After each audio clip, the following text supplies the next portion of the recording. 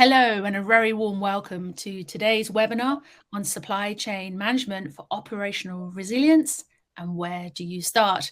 My name is Tanya Morris and I head up our global partner marketing here at Interos, and I will be your host for today's session.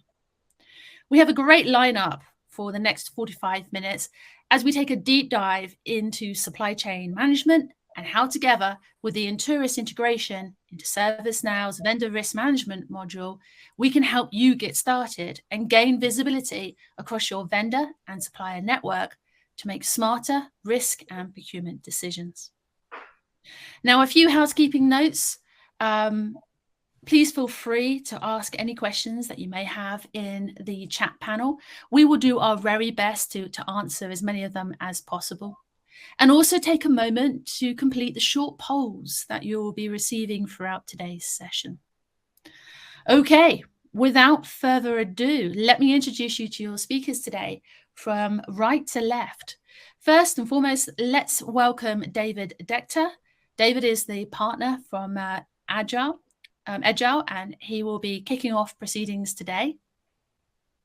Next, we have Alison Musi, who's the head of the Americas Risk and ECG Solutions Sales. And then last but not least, we have Christian Fernandez. And Christian is the Principal Solution Consultant at Interos. So let's get started. Over to you, David, to kick us off with a review of the supply chain landscape. From nearly 1,000 organizations surveyed, almost 3/4 of bad deals that required renegotiation could have been prevented with better due diligence. Supply chain disruptions are nearly costing are very costly, and on average, $184 million a year for financial services, and similar but albeit lower numbers for other industries. Insight into the extended enterprise drops precipitously the further out you look as you consider your suppliers and their suppliers, some of which turn out to be competitors or restricted entities at the sovereign level. And lastly, the damage is felt, with 84% suffering real reputational damage from supply chain problems. The news articles are about the main organization, not their supplier, that caused the issue. And so with that setting of the table, on the next slide, want to frame really the landscape.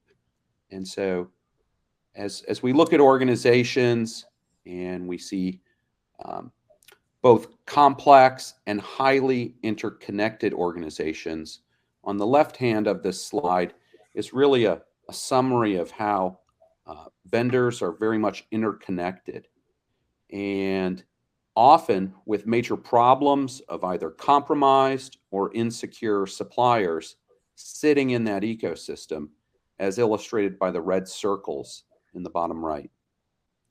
And while all this is going on, you have tall expectations facing you. And those expectations are summarized in 3 areas. First, maintaining operations while supporting business growth. And that's requiring business impact assessments to be performed, disaster recovery plans, and BC business continuity management plans to be updated, a good understanding of your business services, as well as geographic and cyber risk. The second is around performing supplier due diligence, specifically looking at not only information security and privacy, but also financial, ESG, environmental, social governance, as well as agile sourcing. And the third item is really around managing risk and compliance. So whether it's policy and regulatory compliance, preserving your brand reputation, assessing, rating, and tiering your vendors, negotiating, remediating, and accepting risk, as well as triaging, recovering, and avoiding risk. All this is putting pressure on having an organization with a robust operational resiliency program. On the next slide, we highlight some common challenges that we're seeing. And as we've worked in hundreds of organizations across a diffuse set of industries, what we're seeing is that those BIA assessments aren't performed on a regular basis. The DR and business continuity plans are out of date. There's accuracy and completeness challenges with CMDB. There's unsupported systems and undocumented processes, supply chain dislocations, pandemic and talent challenges to run the programs.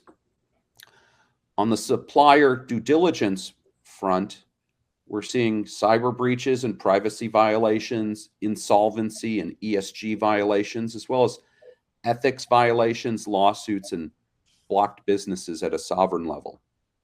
And lastly, from managing risk and compliance, we're seeing that minimum necessary controls are frankly missing. Vulnerabilities are not patched. There's unknown vendors. There's N-tier vendors moving much further out the supply chain. There's suboptimal contracts. And lastly, there's non-compliance, fines, and sanctions. And now, Christian will walk us through how ServiceNow and Interos integration performed and really bring it to life. Yeah, thanks, David. And ultimately, to be able to achieve the expectations that are thrust upon these teams and enabling a framework like David just walked through, software is at the heart of the ability to drive a process like that. And so one of the things I typically get asked here is, Christian, ServiceNow and Interos seem like they could be competitors, and that actually couldn't be further from the truth. And so we have a slide here to sort of articulate the differences between the two. If you think about ServiceNow in the context of vendor risk management, they're a great solution at the ability to onboard and facilitate a multi-step process to ensure that a vendor meets your internal, playbook and thresholds, like David was just talking about. And I almost consider them sort of like the engine of the process. If you consider Interos, our customers are doing a lot of due diligence work up front and gathering data with immediacy to drive a process like a vendor intake. And so if you want to animate the first part, Tanya, the ability to do vendor due diligence across finance, cyber, ESG, sanctions lists, et cetera, gather that data immediately, and then pass that into a service. Now, you almost think of Interos as the fuel that's driving that engine. And so as you go through the various stages, eventually getting to vendor approval, it enables this notion of active and passive monitoring with Interos incorporated as the continuous monitoring component, where we're monitoring the data for changes. And so this notion of continuous monitoring allows us to develop a life cycle as it can drive additional vendor risk assessments and so forth, as Interos detects new changes to our data set, which in turn drives the vendor risk assessment ratings and so forth. All the while, the other functions within the Interos platform are enabled for teams that might be solely focused on the third-party risk management side of the house, whether it's supplier concentration, looking at financials, bad business practices, geopolitical strife, et cetera. All that's housed within the Interos platform. And so what I'll do now is I'll take a moment to actually walk us through a functional presentation of Interos as well as ServiceNow, such that we can see in real life what that would actually look like. So this is the Interos platform. This is what a user sees when they log in to the system. And if you think about a traditional kind of workflow process where due diligence is being done manually, which is commonly the case, that's being done via surveys. We're sort of having to take the supplier's word of all the data they're giving back to us and having to assess it manually. Interos found that doesn't really work, especially at scale when we're dealing with some of our customers that have 80 to 100,000 suppliers. That model just doesn't work, especially when there are disruptions. And so Interos decided to really flip the whole model on its head, leverage the latest, greatest technology with AI, machine learning, big data to effectively build the world's largest business relationship graph. We have over 350 million entities that are searchable within our database. And as you find one, we'll inform on the risk posture as it relates to the risk factors. And those risk factors are echoed down the middle of the screen here for operations, ESG, cyber, finance, geopolitical, and restrictions. And each of them has their own risk posture, as well as their own relationships and their suppliers that they deal with. And we've been able to consume that data by obtaining things like trade records, bills of lading. We've bought data that inform on digital relationships in front of and behind the firewall, such that we get a risk posture and visibility to their suppliers' suppliers. And so as a result, when a user logs into their instance of Interos, they have this view of their own supply chain ecosystem, which in the upper left tells them, I have a score, an overarching score that tells me the health of this ecosystem, in this case is of low risk, and it categorizes the suppliers into high, medium, low risk automatically. My ecosystem over here on the right-hand side starts with 119 companies, but it explodes out to 415,000 companies across 208 countries because we have this automated ability to understand the relationships from company A to B to C. And that's evidenced by this ecosystem tiers table down below, where I have my tier 1 or my third-party suppliers, tier 2 fourth, and tier 3 fifth. And so we've done all the work. We continue to do the work and expose new relationships from company A to B to C. And as a result, customers have the ability to understand the risk, not only with their direct suppliers, but also risks that might be lying within their tier 2 and tier 3 supplier bases. And so with that as a background, I think the only other thing I'll say as it relates to how we're pulling in data, all of the risk scoring data here is all driven via premium data sources. So things on the financial side, it's Equifax and S&P Global. On the cyber side, it's providers like Risk Recon. So all of this data is being driven to Interos. We're not having to go to a supplier and ask them any questions. We're doing this and getting all this data and giving an outside-in perspective. And we're automating all of it. So this data is continuously streaming in. So while I have visibility to my overarching dashboard and the scores, and I'll drill in a moment to an individual entity, I also have the ability to continuously monitor. So as these scores change, this can, in effect, drive assessments within ServiceNow, which we'll see a little bit later. But as I scroll down here, there's another notion of continuous monitoring that Interos brings to the table. And this is an ability to, outside of the realm of the scoring that we track, the ability to look for disruption and potential disruption events through news. And so we track, thousands and thousands of websites. We ingest and leverage machine learning to understand exactly who is at the center of that article, what topic it falls into, and then associate what tier that actual entity resides in within your ecosystem. So you see some of the last things that happened here in my environment. The last 6 things were non-compliance legal actions, which fall under the ESG category, a labor strike lockout, a cyber attack under cyber, a few labor strike lockouts. And you'll even see we indicate the tier in the lower left of each card, as well as the entity that was affected in the upper right, as well as the article. The whole point here is that we are monitoring each entity within the database. We're listing any events that could potentially disrupt your environment. And to that end, we also have the ability to deliver alerts into a user's inbox. And so this is an example of one that happened, unfortunately, Okta a few months ago.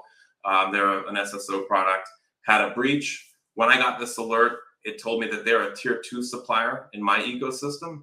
We informed that there's a intermediary, in this case, a third party, which happened to be Verizon in my example, that was in between, and potentially others. So the idea is I can go start investigating and mitigating this type of an issue here when informed by Interos. In addition, there's a whole notion of the ability to define and be very prescriptive in terms of how I get alerts. And so to that end, I have the ability to say, I want to set up alerts for my ecosystem, let's say, versus critical suppliers. And for critical suppliers, I might do something a little different.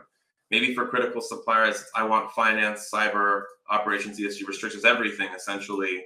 And for all of them, I want, accidental data spills, everything cyber, maybe just, certain classifications here within the event types.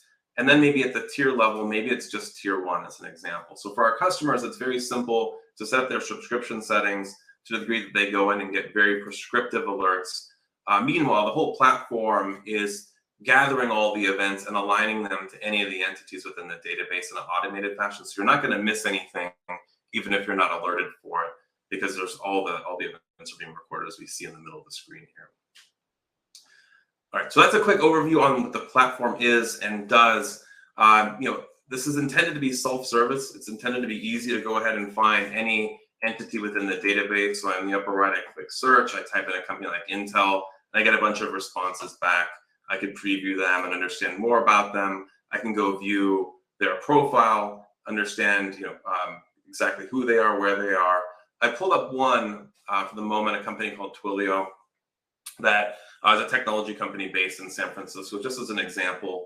And when I drill into a profile, a couple of things are evident. On the lower right, I'll have all their company information, firmographic details, summary, and in the upper right, an overarching I score. So now this is the overarching score that indicates the health of this entity.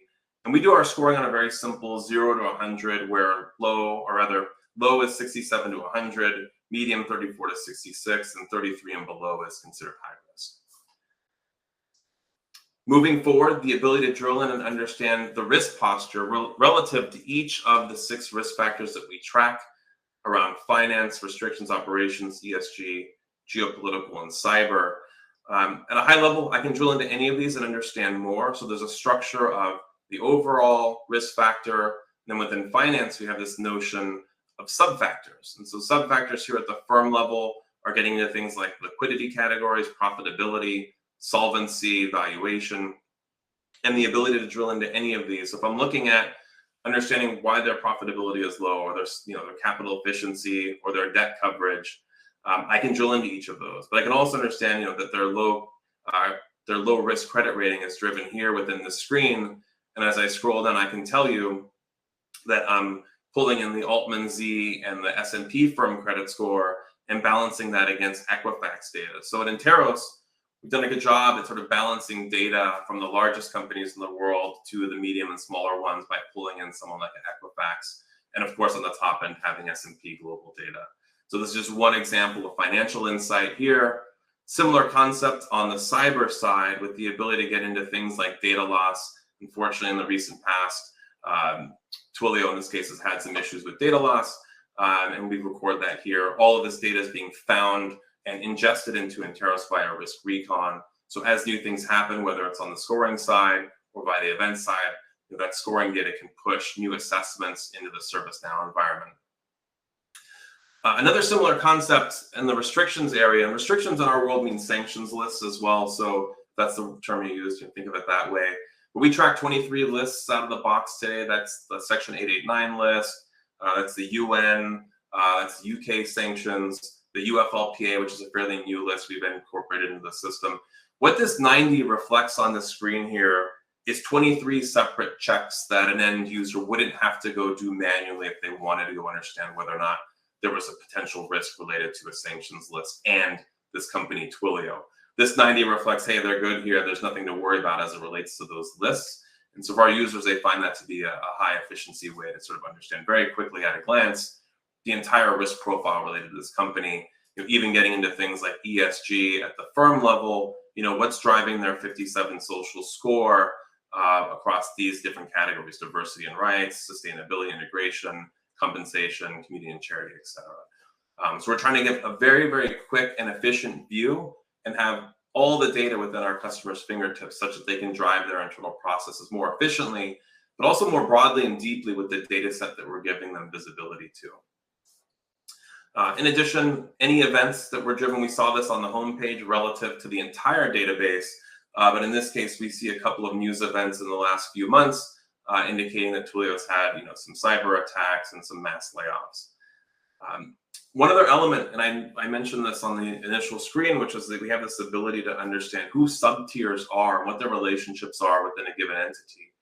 And so as our customers choose to do due diligence around any of the entities within, let's say, an initial kind of a proto procurement process, they can actually start investigating any of the relationships that an entity might have.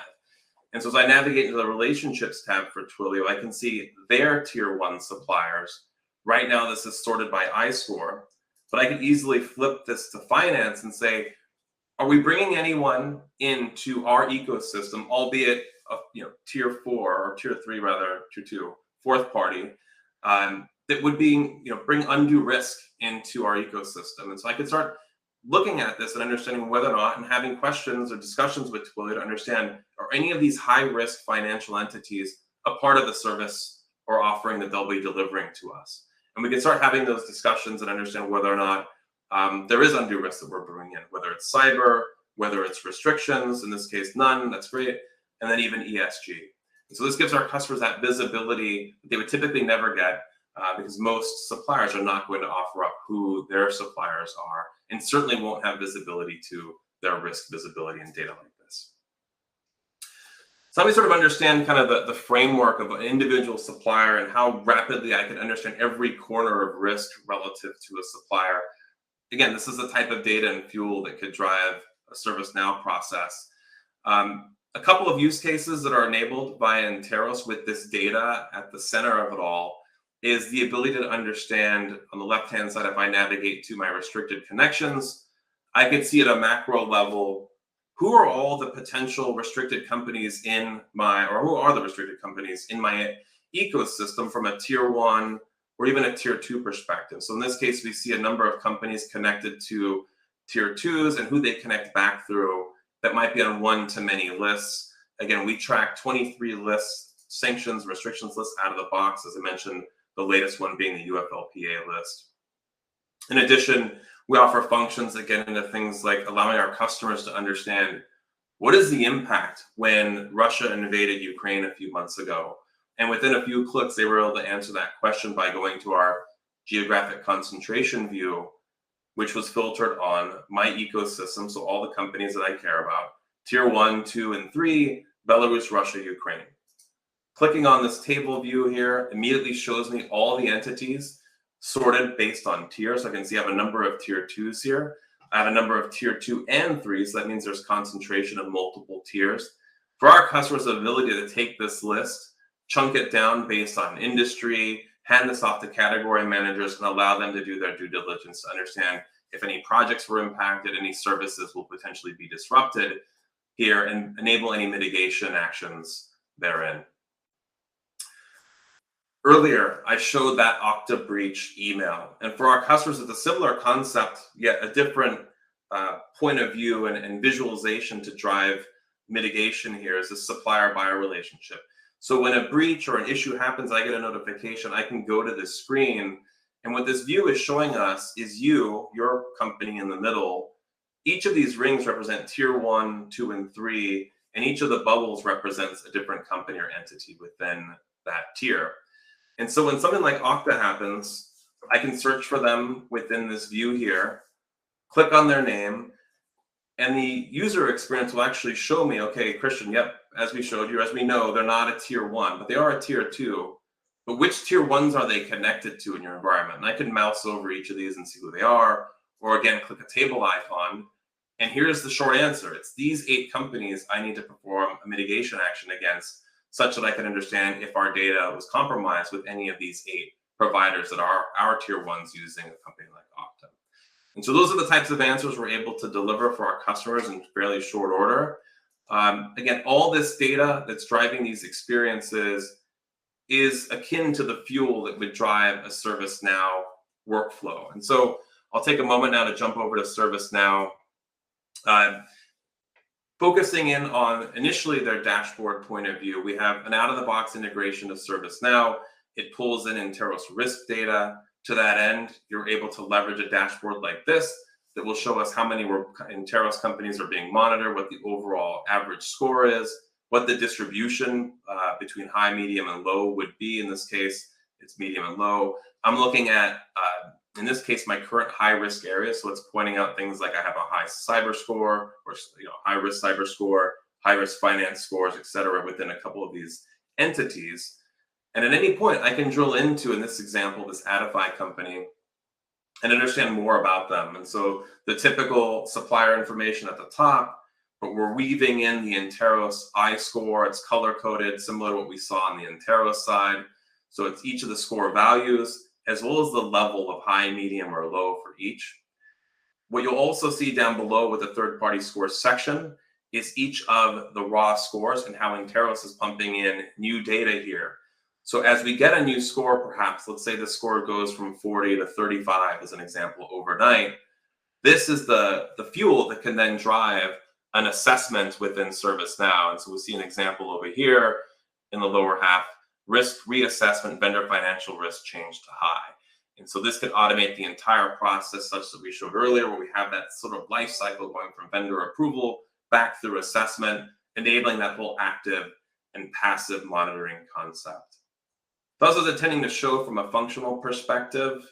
Tanya, I think I can hand it back to you now, and we can continue on. Thank you. No, I appreciate that. That's great.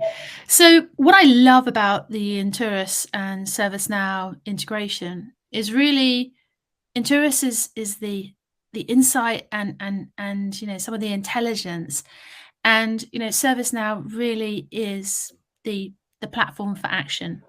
It really allows us to actually build out those workflows and that capability, right? To go solve for customer challenges, be it ESG, be it procurement, be it reporting to the regulators.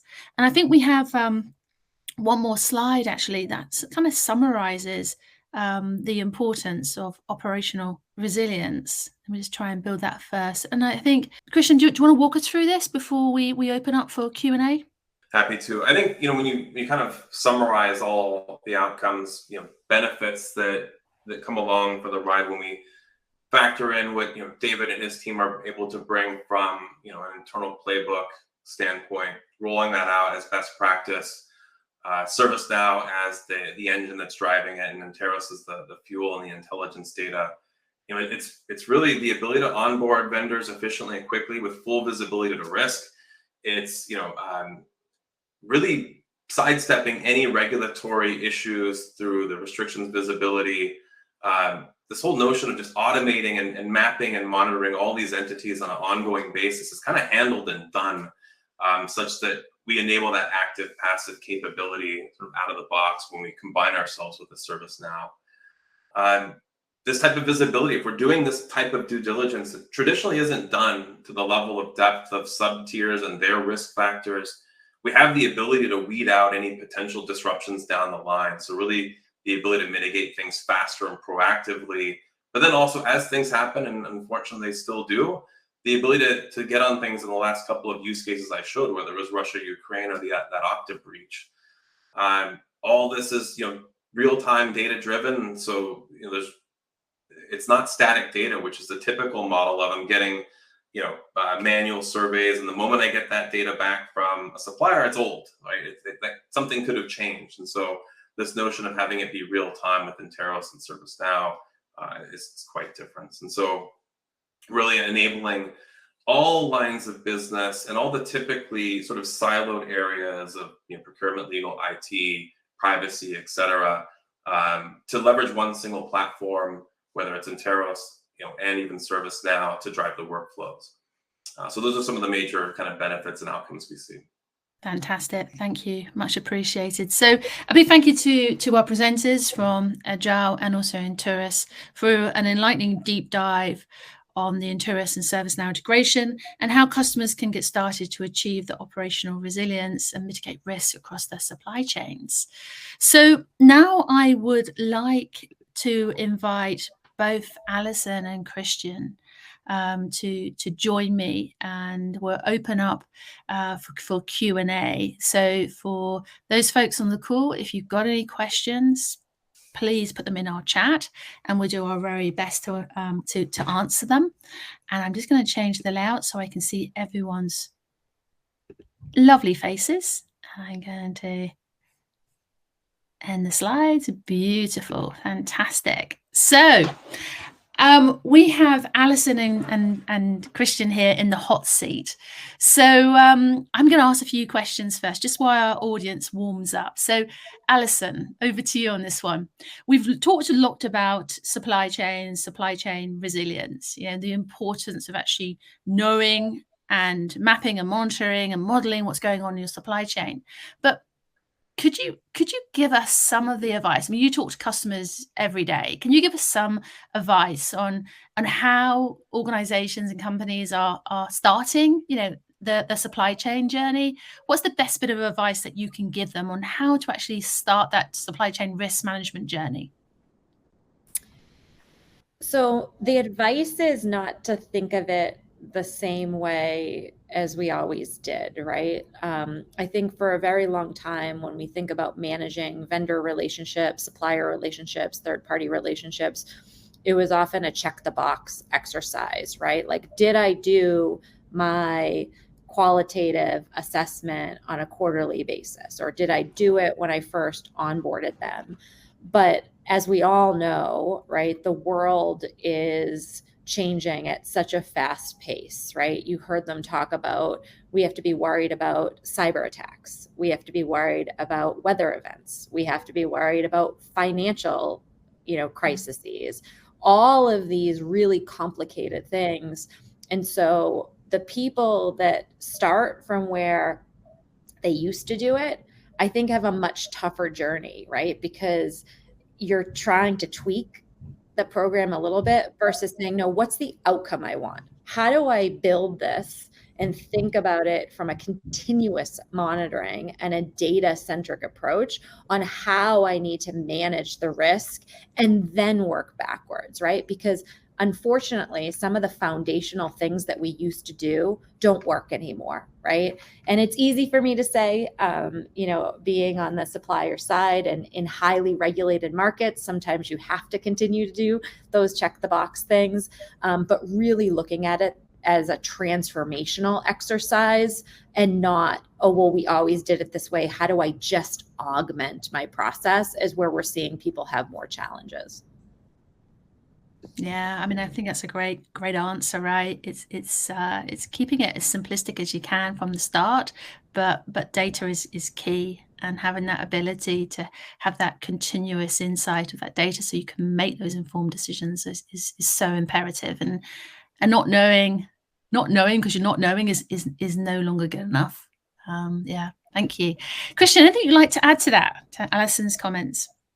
Yeah, and I love Alison's answer, by the way. I think it's spot on. I would say mine's just slightly different in that my best advice would be to kind of start quickly and you don't have to start huge. It doesn't have to be the whole transformation at once, but if you were able to just deal with like your critical suppliers, right, and get visibility to them in a process like this and see the benefits and the outcomes of a passive versus active monitoring and how that frees up resources to deliver more strategic insights and benefits to the organization.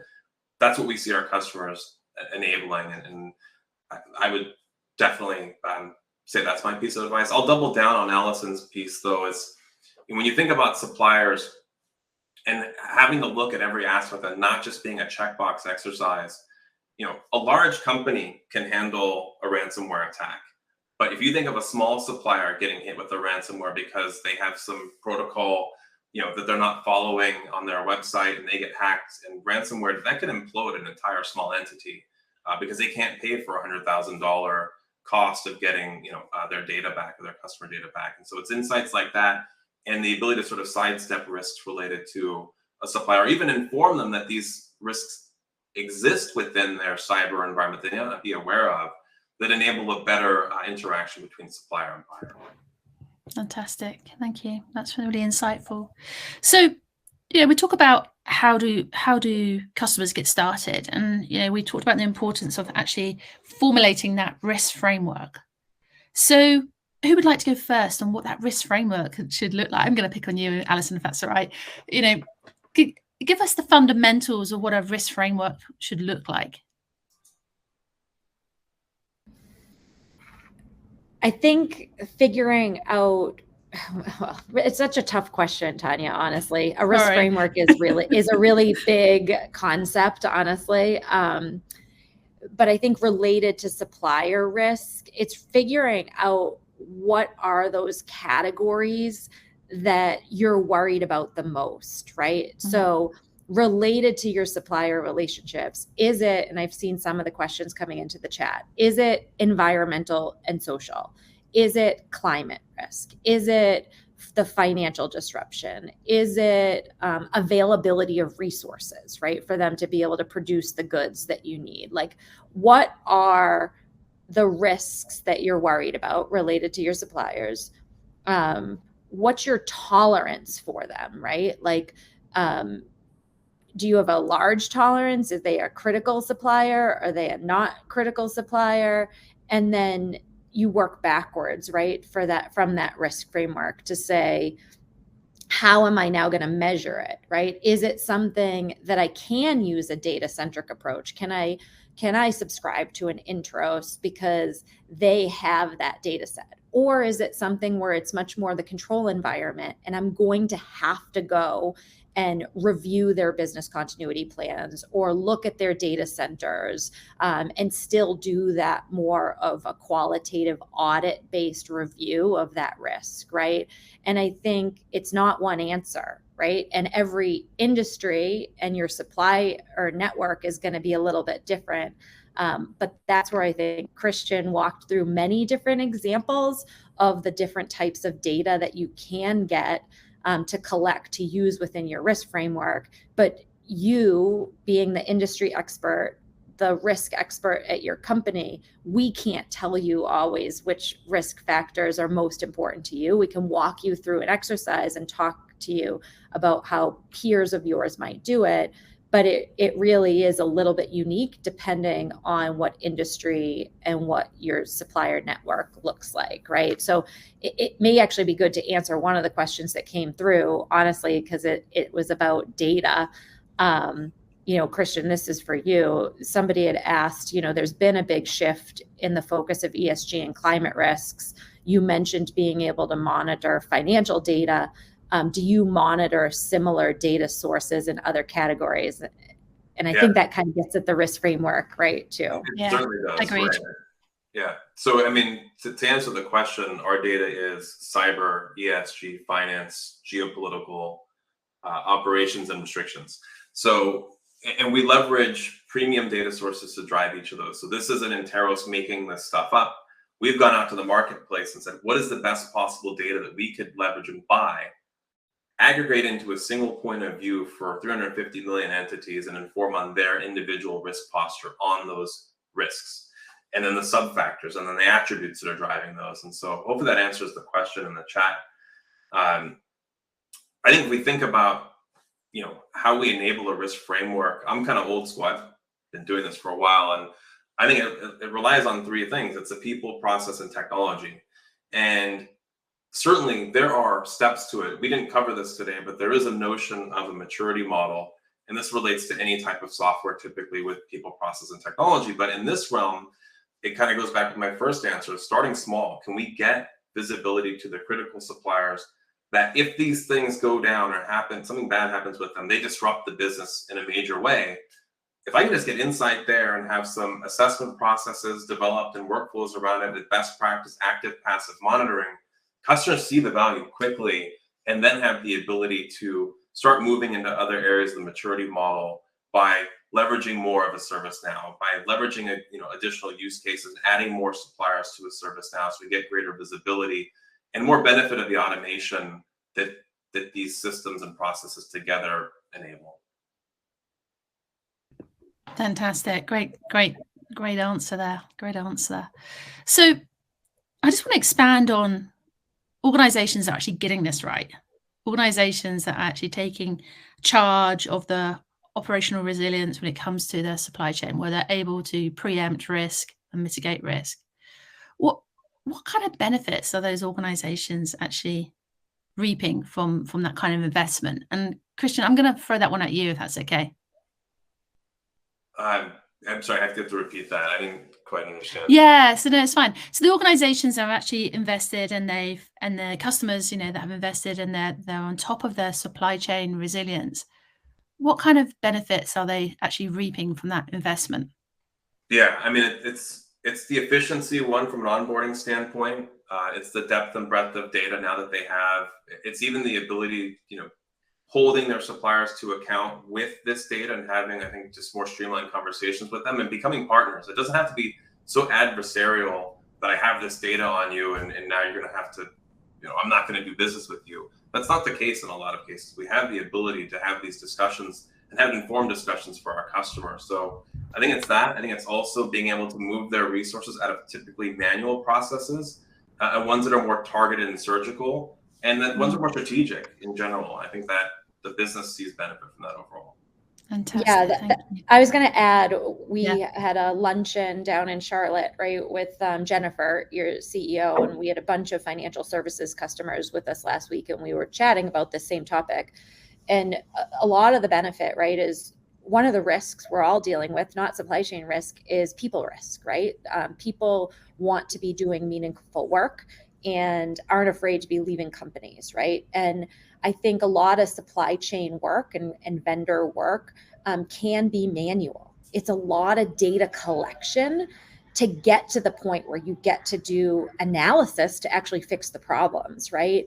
I think when you look to automation like ServiceNow and Interos and have them be working together, where you're actually automating a lot of the data collection, automating a lot of the low fun work, I should say. I'm using the wrong words, but the work that isn't what people want to be doing, it actually elevates people's jobs, right? And yes, you're solving the problems faster, you're mitigating risk for the organization, but you now have people on your team that can actually be engaged in creating those partnerships that Christian mentioned, leaning in to solve really important problems, right? So that the business can be more predictable, right? Like supply chain disruptions have real world implications, right? And financial impacts to our organizations.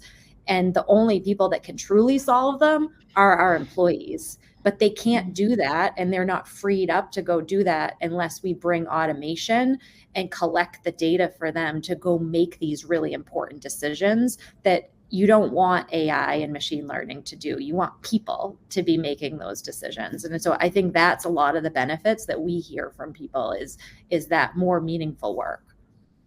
Yeah, that makes a lot of sense. Thank you. One question I just saw that's come through. This one's for you, Christian, actually. How can the integration with ServiceNow, how can this help me address some of the regulation requirements for the supply chain? We're getting more and more, right? You've got the German Supply Chain Act, you've got potentially DORA hitting on cyber, you even got the New York Fashion, Supply Chain Act. Any thoughts on that, please, Christian? Yeah, putting you in the hot seat again. Yeah, of course, happy to be. I mean, ultimately, with our approach towards just receiving data and being able to enable data changes, which would then in turn enable workflow in a ServiceNow, we're sort of at the tip of the spear where we're receiving this data and enabling change within a ServiceNow. And so the ability to enable workflows that are unique to each type of regulation that we may care about or may have to follow, whether it's a DORA, German Supply Chain Act, what have you, we can have predefined workflows within ServiceNow that would handle those things. So as a score changes relative to a type, that could initiate a change in ServiceNow that would allow us to mitigate and assess accordingly. Yeah. I would add a little bit more to that, right? I think the integration we showed today was a lot more around just like pulling the vendor scores in. But there's a lot more to it, right? ServiceNow has the integrated risk management side of managing the life cycle of your suppliers, which means your supplier policies. It means the regulatory library, where you're actually pulling in all of those global regulations that you're holding your suppliers to, right? That they need to comply with, the controls associated with it. And then that links up to the data collection side, right? But now I can have dashboards and I can have reports related to all of my suppliers that are affected by the German rules, or all of my suppliers that are affected by, the new, retail regulations around suppliers. So it allows you to better integrate these siloed programs. A lot of times in firms, you've got people that handle the policy. You've got the people that handle the controls. Then you've got the supplier, team that's initiating those relationships, and the systems don't all talk to each other. When you integrate them all together, it's seamless, right? And you get the transparency and visibility regardless of the person that needs to see it. The way that the person needs to see it in one country might be a little bit different than the other. And it also allows you to be more dynamic. Am I watching the regulatory changes that are affecting my suppliers, right? Am I modifying the controls? Am I modifying the policies in real time, right, to make sure that we're meeting those changing requirements. I don't know, David, this is where you may actually have some good insights that you want to add. Yeah, so we're seeing that, clearly there's a need for rapid due diligence upfront, and it really points to some of those statistics that we shared where we could have avoided a lot of bad deals that had to be renegotiated had we had more rapid information upfront. So feeding that information in, but then really we also need that active piece where we need to interact, run the workflows. ServiceNow's vendor portal is the most robust in the industry and provides a great user experience for the supply chain to then interact with your organization, follow up, triage some of the issues that may come up, and really pull this all together. I guess further, we're able to tick and tie and pull in the IRM pieces and the regulatory regimes and mandates, pull in risk acceptance, manage those, and then follow up and interact in a professional way with the business about the risks that they are taking as they onboard these vendors and really understand that. I think further the power of the CMDB and business continuity to then proactively start to triage and remediate some of these exposures that come up in your supply chain really starts to bring it all together. And so that's where we're really seeing a lot of value from with the clients, that they're able to effectively do a lot more with less, automate the workflows, give great reports, and then automate some of the escalation and trigger and triage that's required.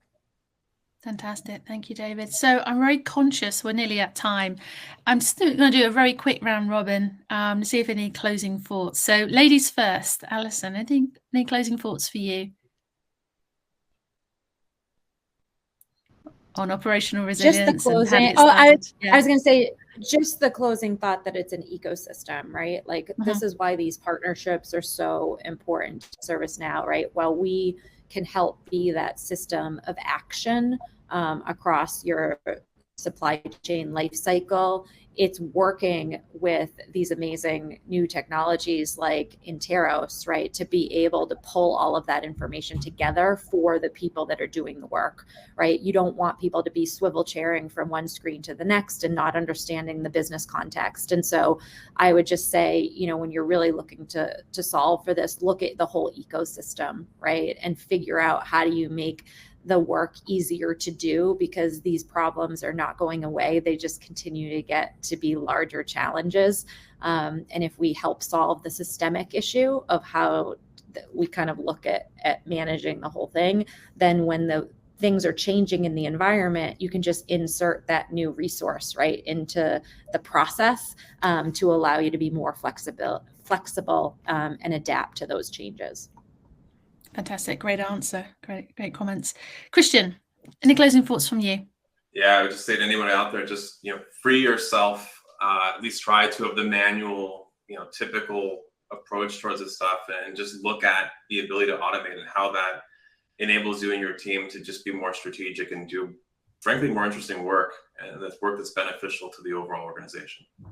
Yeah, great. Thank you. And David, any thoughts from you?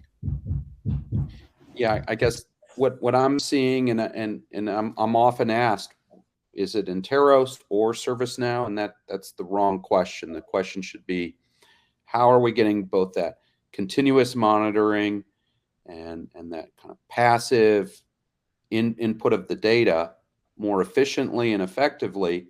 And then how am I better able to have the hard conversations with my management team around my risks and exposures, workflow that out, and really manage the problem through ServiceNow. So it's really, you need both.